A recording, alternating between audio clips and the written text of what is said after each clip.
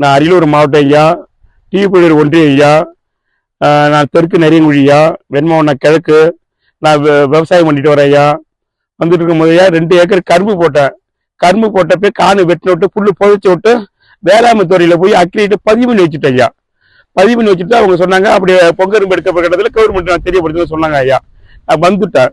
அப்புறம் மீண்டும் இப்ப கழி ஆனவிட்டு ஐயா. கைய 7 அடி 8 அடி கழி இருக்கு ஐயா.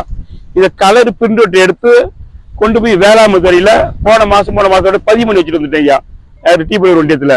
அப்ப நான் அக்ரி சாரை கேட்டப்ப அப்ப சொன்னாங்க ஐயா, நான் கலெக்டர் ஆஃபீஸ் அனுப்பிச்சுட்டேன், வந்து எடுத்துருவாங்க ஐயா, நேரா பார்வையிட்டு எடுத்துருவாங்கன்னு சொன்னாங்க ஐயா. நான் இருந்துட்டு இருந்தேன். பக்கத்தூருக்கு ஐயா வந்திருந்தாங்க, மாவட்ட ஆட்சியர் வந்திருந்தாங்க ஐயா. நான் கேள்விப்பட்டு என் 2 கரும்பு வெட்டி என் பாப்பாவை என்னையும் ஆச்சிட்டு போய் ஐயா எங்கள்கிட்ட 40,000 கரும்பு இருக்கு, நீங்க கொள்முதல் பண்ணுங்க ஐயா, இந்த வருக கையா அப்படின்னு ஐயாவுக்கு முன்னாடி காட்டினேன் ஐயா. ஐயா உடனே ஆணையிட்டாரு. ஆணையிட்டு அதிகாரி விட்டு போய் பார்க்க சொன்னாங்க ஐயா. அப்புறம் வரல. அப்புறம் திங்கட்கிழமை போனேன் ஐயா. போயிட்டு நான் ஐயா அரியலூருக்கு 2 கரும்பு வெட்டி எடுத்துட்டு போயிட்டேன் ஐயா. ஐயாட்ட போய் மீன் சொல்லணும்னு வரலன்னு. அப்புறம் ஆள் வந்தாங்க ஐயா. ஐயா சொல்லிட்டு ஆள் வந்தாங்க ஐயா. வந்துட்டு கேட்டாங்க ஐயா. கேட்டுவிட்டு வெளில சொல்லினாங்க ஐயா.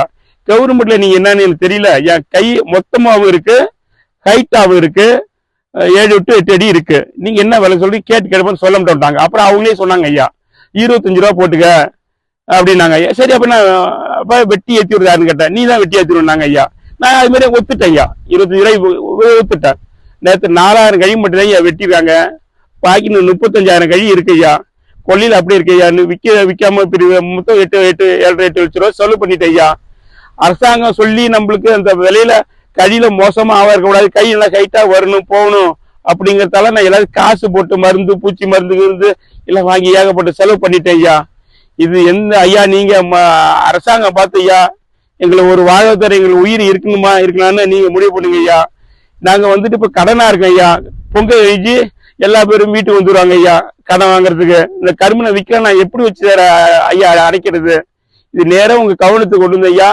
எங்களுக்கு விவசாய சங்க தலைவர்கள் எல்லாரும் உங்களுக்கு சொல்றேன் ஐயா, நான் உங்க போன் நம்பர்லாம் இல்லை ஐயா.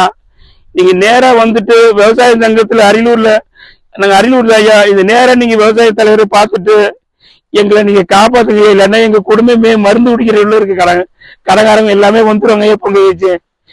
செய்திகளை உடனுக்குடன் தெரிந்து கொள்ள கீழ்கண்ட கேபிள் மற்றும் டிடிஹெச் நெட்வொர்க்குகளில் எம்நாடு செய்தி தொலைக்காட்சியை காணுங்கள். பாதகம் செய்பவரை கண்டால் நாம் பயம் கொள்ளலாகாது பாப்பா. மோதி மிதித்து விடு பாப்பா, அவர் முகத்தில் உமிழ்ந்து விடு பாப்பா. அண்மை செய்திகளை உடனுக்குடன் தெரிந்து கொள்ள இணைந்திருங்கள் எம்நாடு தொலைக்காட்சியுடன்.